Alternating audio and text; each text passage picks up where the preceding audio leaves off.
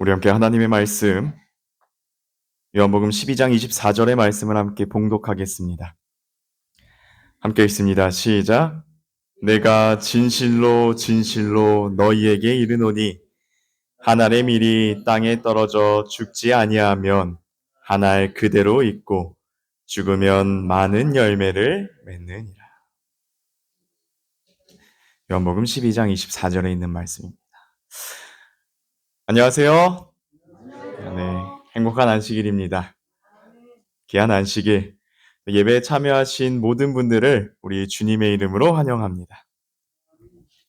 특별히 우리 귀한 찬양으로 하나님께는 영광을, 우리에게는 그 은혜에 참여케 해주신 우리 여집사회 모든 집사님들께 감사드립니다. 어떻게 제가 좀 떨려 보이시나요?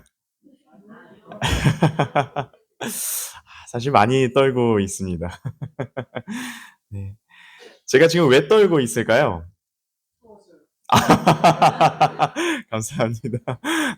춥기도 한데, 저한테는 이 순간이 처음이기 때문에 많이 떨고 있습니다.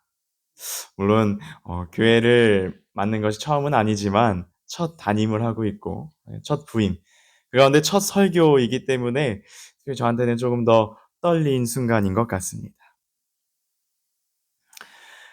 이 처음이라는 것이 우리에게 주는 색다른 설렘과 긴장감이 있습니다.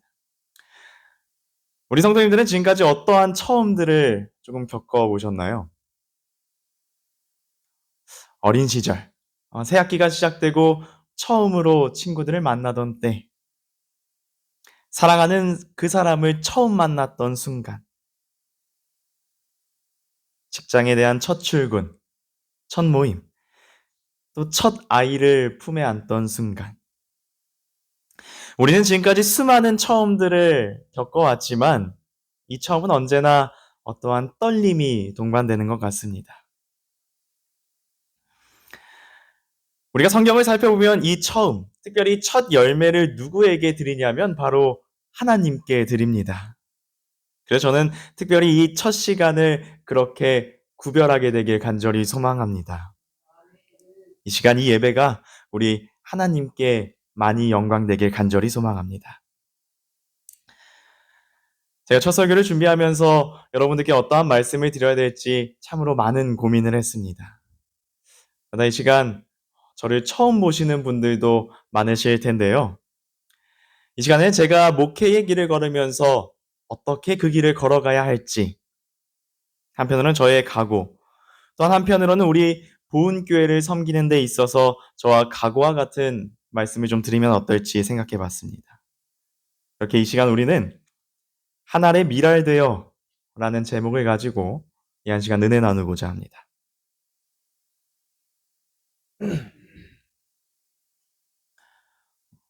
사진 잘 보이시죠? 네. 저는 시골 가는 것을 참 좋아했어요. 특별히 저희 외할머니 댁에 가는 걸 참 좋아했습니다.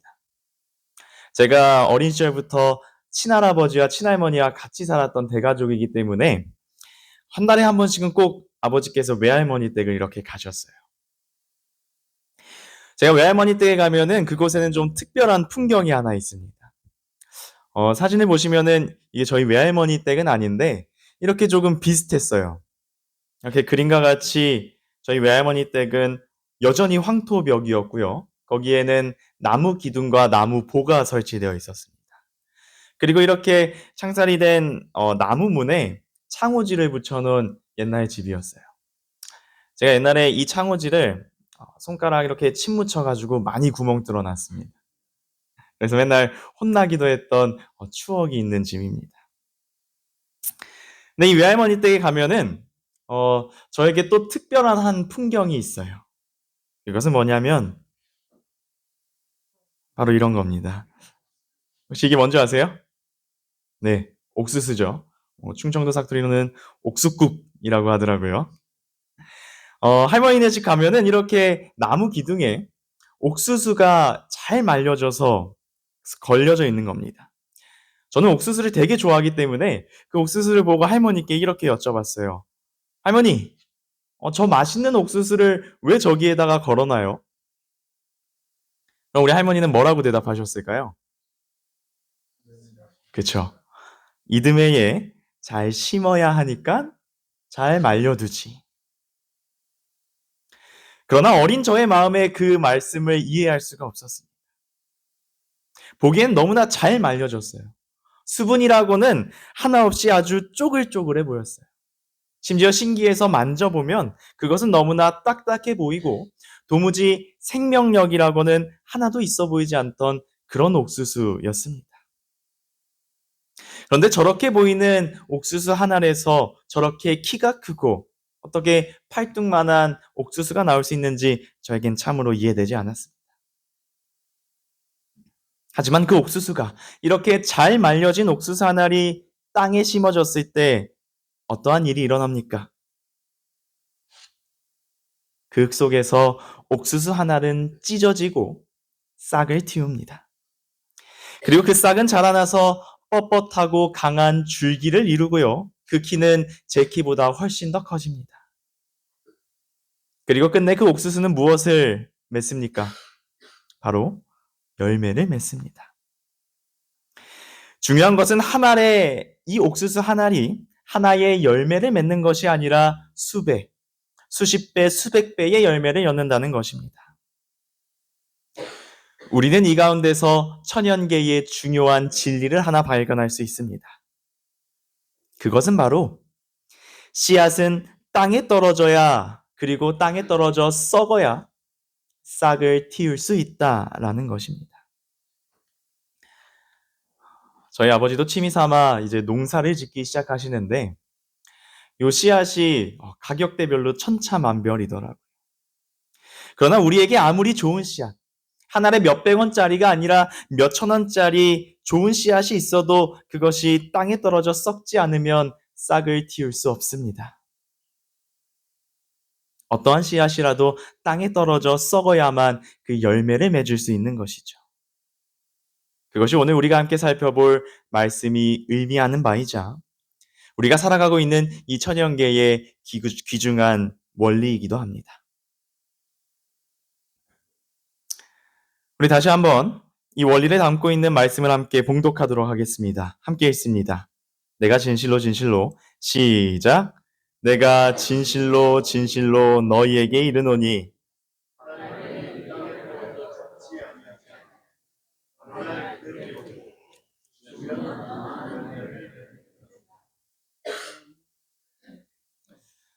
되게 오늘 말씀이 담고 있는 의미를 조금 이해하시겠습니까?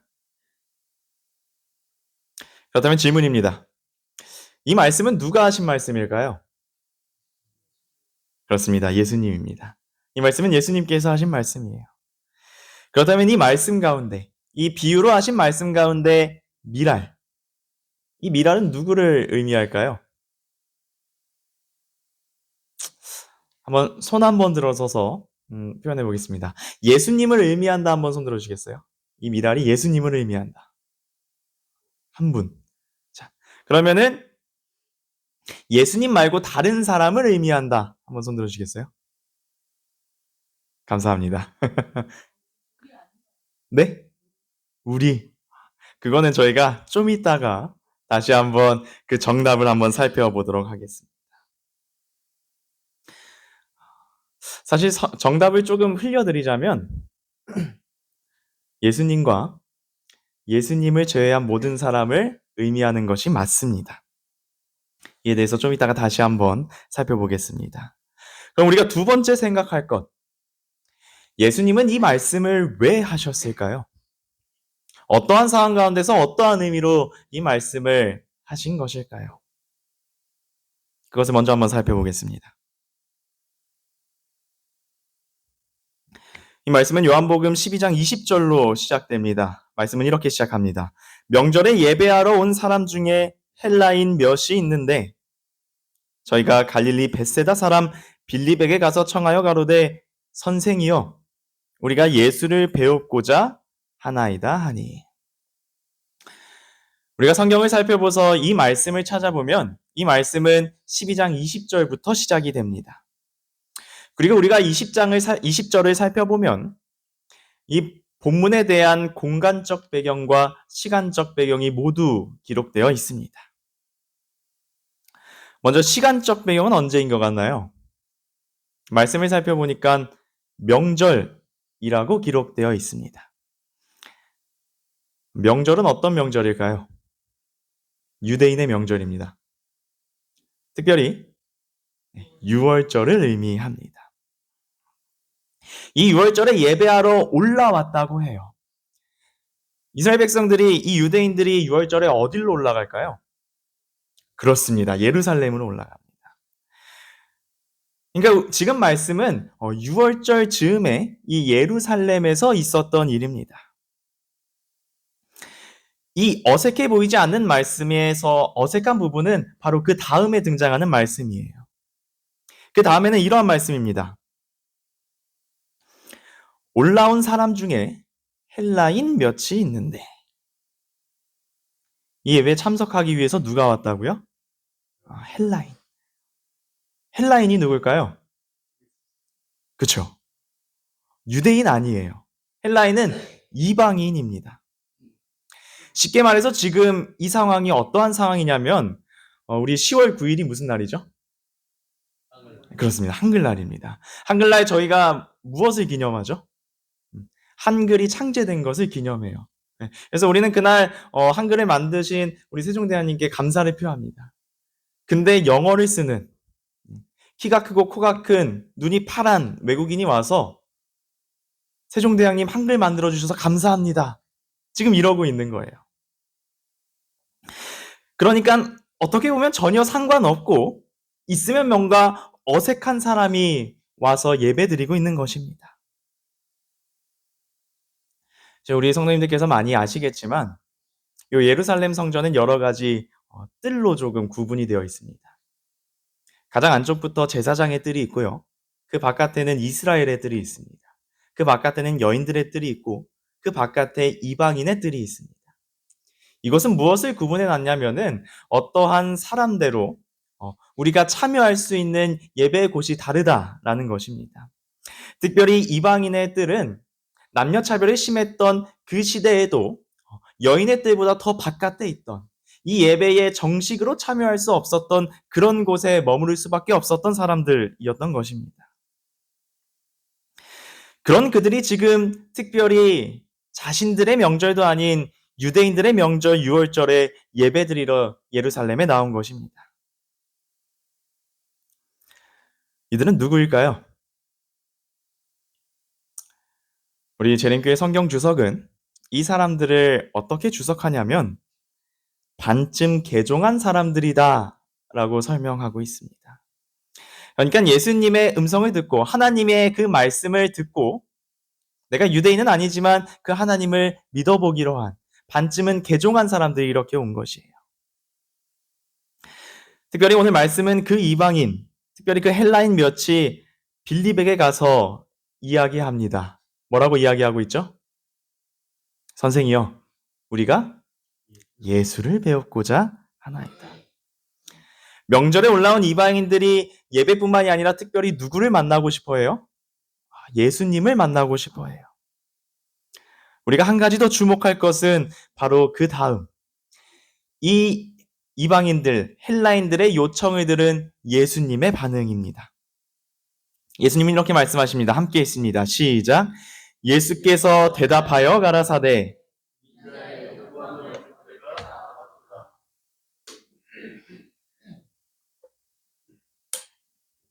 인자의 영광을 얻을 때가 왔도다. 우리 성도님들 이해되시는 반응입니까? 유대인들의 명절에 헬라인 몇 사람이 와서 예배드리면서 예수님을 뵙고자 했습니다. 그리고 그러한 요청에 예수님은 지금 뭐라고 반응하시냐면 인자가 영광을 얻을 때가 왔다 라고 반응하고 계신 것입니다. 사실 2000년 뒤에 우리는 이 말씀이 조금이나 이해될 수는 있지만 그 당시 이 기별을 전했던 특별히 빌립과 빌립은 22절에 보면은 안드레에게 이야기해서 안드레와 함께 예수님께 이 기별을 전합니다. 그 빌립과 안드레, 특별히 예수님의 제자들의 입장에서는 이 예수님의 반응이 전혀 이해되지 않는 반응이었어요.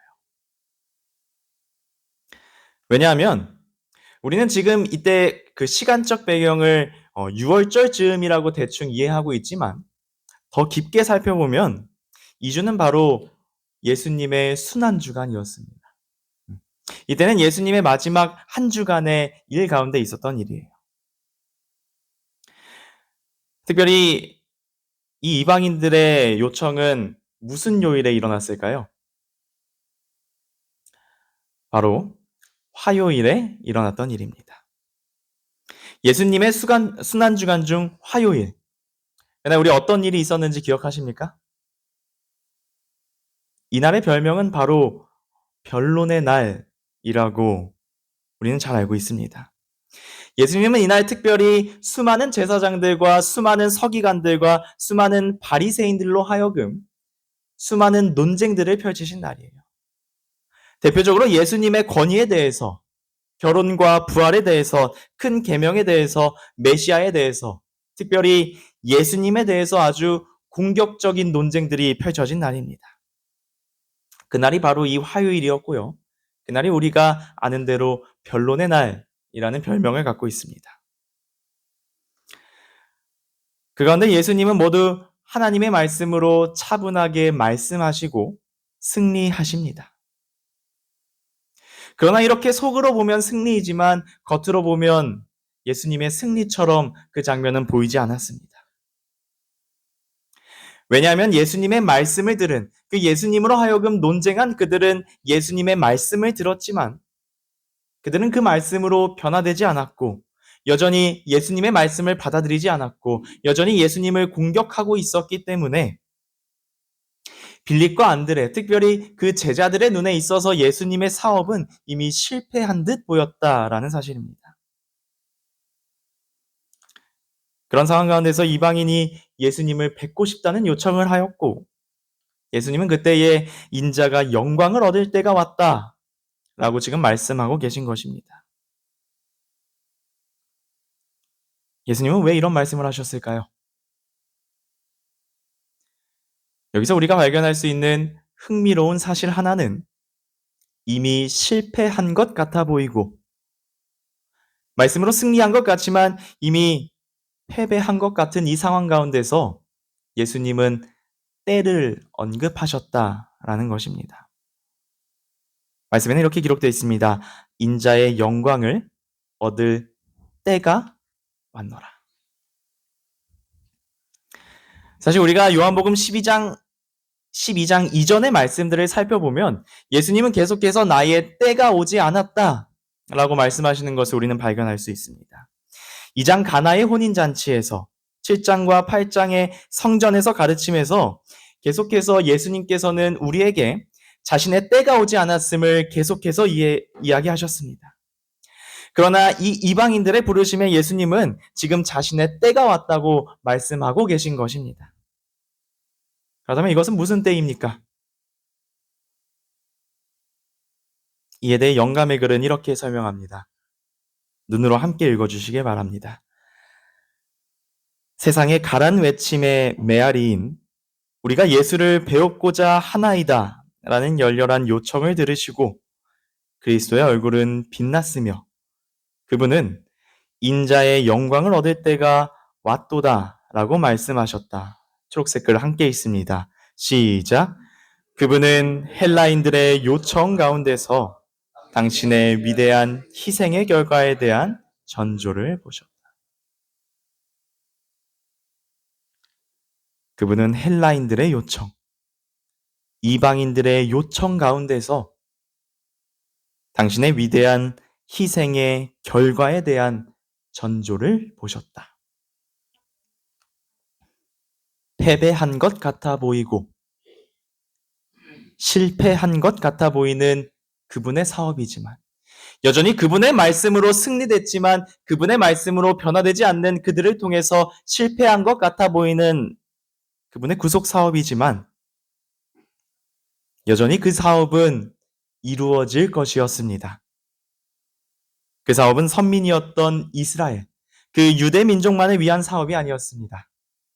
그것은 그들을 넘어 이방인, 헬라인뿐만이 아니라 그 넘어 우리를 위한 사업이기도 했습니다. 그리고 그 일들을 이루실 예수님에게는 특별히 이러한 이방인들의 외침이 예수님이 필요한 그 예수님에 대한 갈증을 느낀 이방 영혼들의 외침이었던 것입니다. 그리고 예수님은 그 외침에 반응하십니다. 그리고 그분의 사업을 이제 이루시기 위하여 예수님이 하고 계시는 그 사업의 귀중한 원리를 말씀하십니다. 내가 진실로 진실로 너희에게 이르노니 한 알의 밀이 땅에 떨어져 죽지 아니하면 한 알 그대로 있고 죽으면 많은 열매를 맺느니라. 다시 처음 질문으로 돌아가겠습니다. 예수님은 이 말씀을 왜 하셨습니까? 이 말씀은 세상의 갈급한 외침에 대한 예수님의 반응이셨습니다. 헬라인, 이방인, 특별히 세상의 외침의 메아리가 예수님께 닿았을 때에 예수님께서 이 땅에 오신 이후 그분의 구속 사업의 완성을 위해서 이 천연계의 원리가 그분 안에서 이루어져야 함을 그분은 아셨던 것입니다. 그리고 그 길은 어떠한 길입니까? 그 길은 우리가 너무나도 잘 아는 십자가의 길. 너무나 힘들어 보이고 너무나 고통스러운 길이었지만 그 위에서 예수님은 썩어지셨고 죽으셨습니다. 그리고 그 결과로 우리는 무엇을 발견할 수 있습니까? 우리는 십자가 위에서 그분의 죽으심으로, 특별히 썩어짐으로 무엇을 발견할 수 있냐면 그분으로 인해 맺어진 수많은 열매들, 가깝게는 우리 보은교회 공동체, 멀리는 우리 한국과 그 너머 전 세계에 맺어진 열매들을 마주할 수 있습니다. 그렇습니까? 한 알의 밀알이 썩어져 싹을 틔우고 수많은 열매를 맺었습니다. 하나의 밀알이신 예수님께서 죽으심으로 우리를 포함한 수많은 영혼들이 구원이라는 열매를 맺게 되었습니다. 이 시간 우리 모두가 예수님의 죽으심으로 맺어진 열매라는 사실에 확신하게 되시길 간절히 소망합니다. 그럼 이제 우리가 함께 나눴던 두 가지 질문 중 첫 번째 질문도 자연스럽게 해결이 됩니다. 이 한 알의 밀알은 누구를 의미합니까? 예수님을 의미합니다. 그러나 아까 화두를 던진 대로 여기서 밀알은 예수님뿐만이 아니라 이 밀알이 의미하는 또 다른 바가 있습니다. 누굴까요?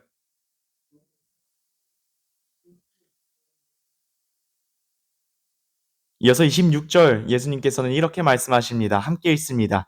시작. 사람이 나를 섬기려면 나를 따르라.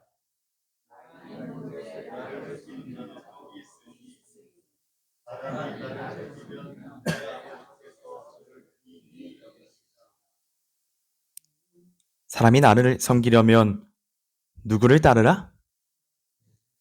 나를 따르라. 여기서 나가 누구예요? 그렇습니다. 예수님입니다. 예수님이 그렇다면 지금 뭐 하셨어요?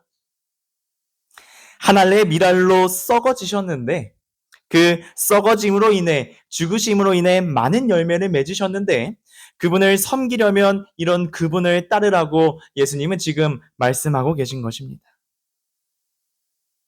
하나님의 밀알로서 썩어진 예수님을 따르라고 말씀하고 계신 거예요. 그럼 이 말은 예수님뿐만이 아니라 누구도 의미해요?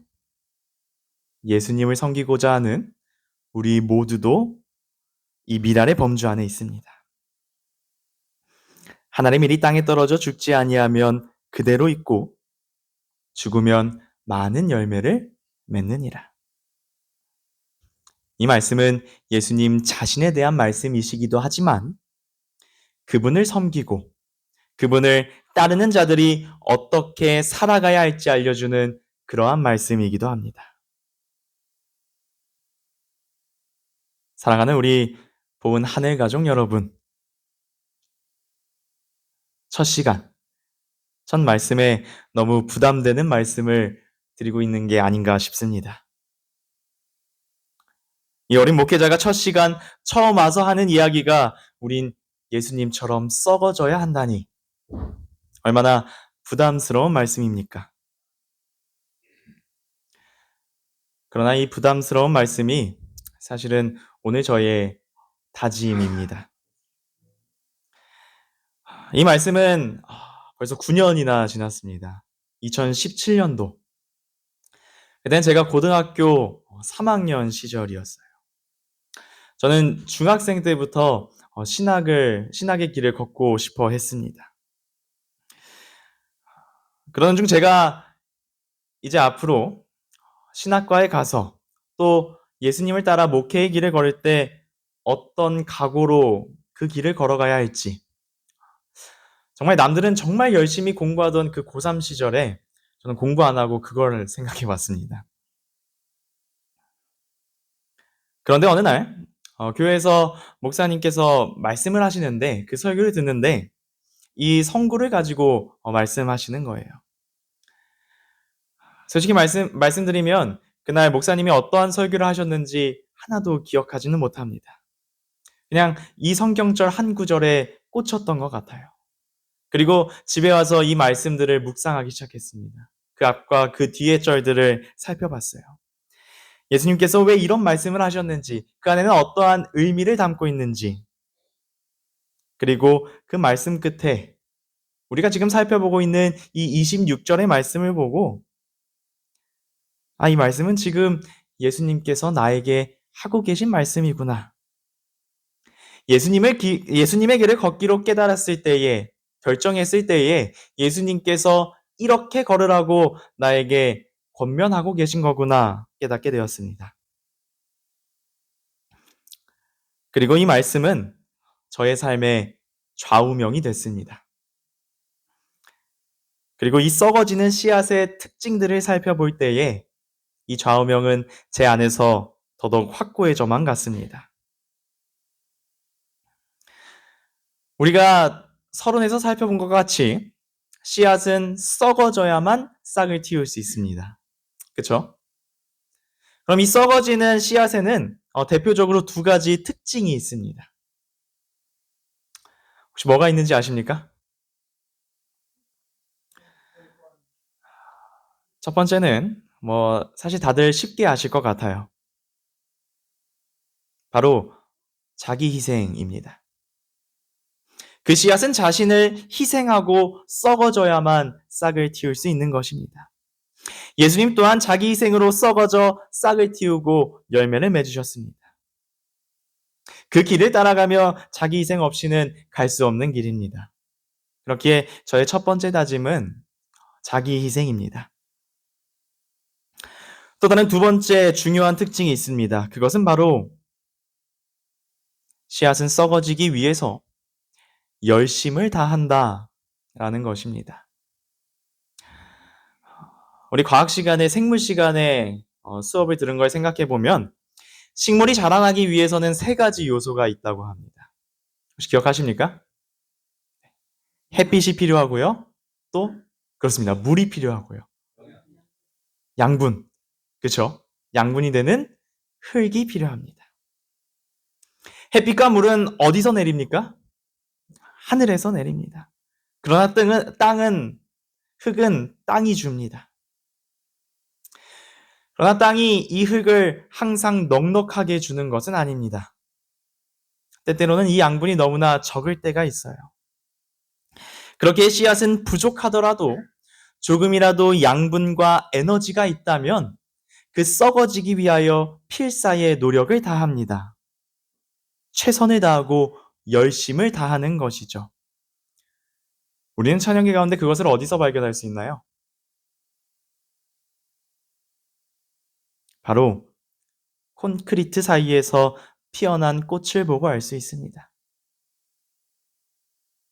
그 씨앗은 썩어짐으로 자기 희생 또한 하지만 하나 더 중요한 사실은 이렇게 부족한 환경 속에서도 최선을 다해 조금이라도 양분이 있다면 자신의 열심을 다해 싹을 틔우기 노력한다라는 것입니다. 예수님 또한 이 열심을 다하셨습니다. 우리 가운데 예수님의 열심을 부정할 수 있는 사람은 한 분도 계시지 않을 것입니다. 저도 이렇게 살아가길 원합니다. 우리 성도님들을 처음 만난 자리에서 이런 말씀을 드리기는 좀 그렇지만 저는 사실 잘하는 것이 특별히 하나 없는 사람입니다. 그러나 잘하는 것은 없지만 대신 열심이 있는 사람입니다. 감사하게도 우리 성도님들께서 제 목소리를 많이 좋아해 주시는 것 같아요. 감사합니다.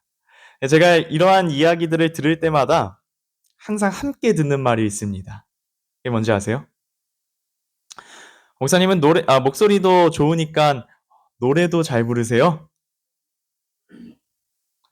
제가 노래를 잘할까요? 못할까요? 정말 안타깝게도 못합니다. 그냥 못하는 게 아니라 엄청 못합니다. 얼마나 못하냐면요. 저희 아버지 아시는 분도 계시겠지만 저희 아버지가 지휘자셔요. 천안에서 합창단을 좀 운영하고 계십니다. 그래서 이제 저희 아버지한테 배우시는 우리 교우님들도 참 많으셔요. 천안에서는. 근데 저를 아시는 집사님께서 저희 아버지도 아시는 집사님께서 저에게 와가지고 이렇게 이야기하셔요. 우리 전도사님 목소리는 아빠 닮았는데 노래 실력은 못 닮았네. 저는 노래뿐만이 아니라 사실 다룰 줄 아는 악기도 없습니다. 심지어 악보도 읽지 못해요. 정말 안타깝게도 하나님께서는 저에게 음악적인 재능은 허락해 주시지 않았습니다. 그런 저에게 대학 시절, 신학과 시절 아주 중요한 중책이 하나 맡겨졌었습니다. 노래도 못하고 악기도 못하고 심지어 악보도 못 읽는데 그런 제가 어떠한 역할을 감당해야 했냐면 바로 신학과에서 지휘자를 맡았어야 됩니다. 지휘자가 된 이유도 간단합니다. 저는 그냥 가만히 앉아 있는데 저 멀리서 친구 하나가 손을 드는 거예요. 저는 저 친구가 하겠구나. 가만히 앉아 있었습니다. 근데 딱 일어나서 하는 소리가 학 회장님, 예찬이네 아버지가 지휘자예요. 아버지가 지휘자인 거랑 저랑 무슨 상관일까요? 그러나 하나님의 부르심에 응답하고 저는 그 지휘자직을 받았습니다. 한 달에 한 번씩 삼육대학교에서 특창을 했어야 됐어요. 그 당시 성도님들이 한 600여 명 정도 됐습니다. 뿐만 아니라 신학과생들을 데리고 음악회도 진행했어야 되고 특별히 삼육대 전교생 앞에서 지휘를 했어야만 했습니다. 그런데 저는 어때요? 노래도 못하고요. 악기도 못 다루고 악보도 못 읽습니다. 그런 지휘자 상상이나 되십니까? 그러나 저에게는 무엇이 있었냐면 가지고 있던 게 열심밖에 없었습니다. 그날로 삼육대학교 지휘과 교수님, 조대명 교수님 찾아갔습니다. 교수님, 큰일 났어요. 저 지휘 알려주세요. 그게 될까요? 안 됩니다. 못 보는 악보를 어떻게 일주일 만에 읽을 수 있겠습니까? 그래서 저는 열심으로 그 노래를 통째로 외우기로 했습니다. 유튜브를 하루에 2-3시간씩 들으면서 그 노래를 외워버렸습니다. 그렇게 하나님의 은혜 가운데 2년 동안 신학과에서 지휘자로 봉사했지만 여전히 저는 악보를 읽지 못합니다. 그러나 열심으로 하니 누군가의 입술에서 쟤는 참 못했어 라는 말을 듣지는 않게 되었습니다. 사실 이것은 목회를 나와 있는 지금 상황에서도 마찬가지인 것 같습니다. 목회 앞에서 저는 특별한 재능이 없는 것 같습니다. 사실 제가 여러분들 앞에서 떨지 않는 것처럼 이야기하고 있지만 이 자리는 저에게 너무나 힘든 자리입니다. 얼마나 힘드냐면 여기 교편을 잡으셨던 분들도 계시지만 저는 고등학교 시절까지 초등학교부터 약 12년 동안 학교 다니면서 발표를 해본 적이 없는 사람입니다.